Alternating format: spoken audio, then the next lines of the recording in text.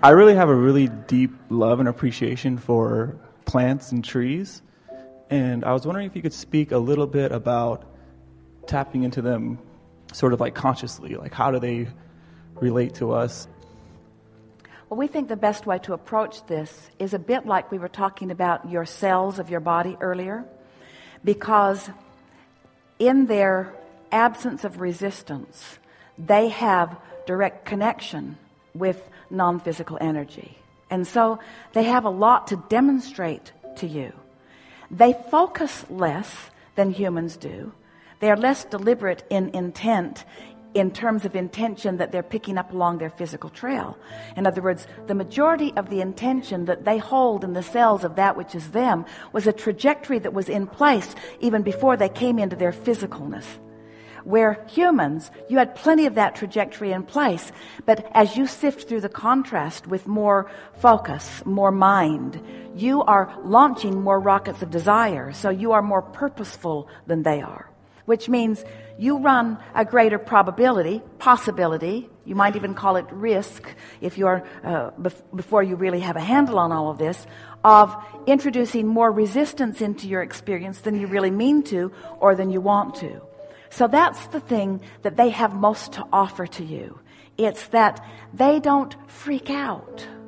They don't worry about things. The atmosphere that has been created around them, their vibrational atmosphere, remains constant, and they are not reacting to circumstances in negative way, but instead are adapting to circumstances in positive ways. Ooh. So the evolution of that which they are is unhindered by things that humans often hinder themselves by. You could be adaptive too.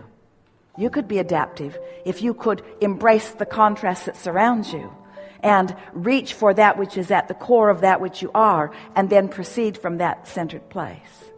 Esther remembers walking. They had newly planted a few acres in Texas, and Esther was walking with Jerry every day around the property. And each day they would walk past this one segment, Esther would say, "Those guys over there are telling me they want more water." And Jerry would say, "Well, they look like they're doing all right. And there's a sprinkler system that's on a timer, and so it's probably just fine." And so the next day, and the next day, and the next day, I can feel them telling me that they would like more water. So now Jerry goes to the box on the wall in the garage, and with the walkie-talkies he starts pushing buttons, and that whole zone had not been operating for several days. And the plants were saying what they wanted. Mm-hmm. They weren't complaining. They just waited for someone listening to express themselves, and they do all day, every day. This is the most wonderful thing about being conscious vibration. There's a vibrational language that even Abraham can speak to you. In other words, we're not whispering words into Esther's ear and she's repeating them to you. We're offering our knowledge in the form of vibration. Esther's the interpreter of the vibration and putting it into the words that are meaningful to you, you see. And so there are vibrations of well-being all around you, and that is the predominant message that they are speaking to you, you see. And so the better you feel, the more communication you'll have, and the more communication you'll have, the more they will be the teachers that they were born to be, because they are here to enhance, to exaggerate, and to teach the art of allowing. You're here more as step oneers and step threeers, but when you realize that they are step three, step three, step three, step three, and they will help you in that. That's why they stand there in all their amazing beauty for you to revel in. Have you looked around this planet? And do you acknowledge the balancing mechanism that the flora and the fauna are meaning for you?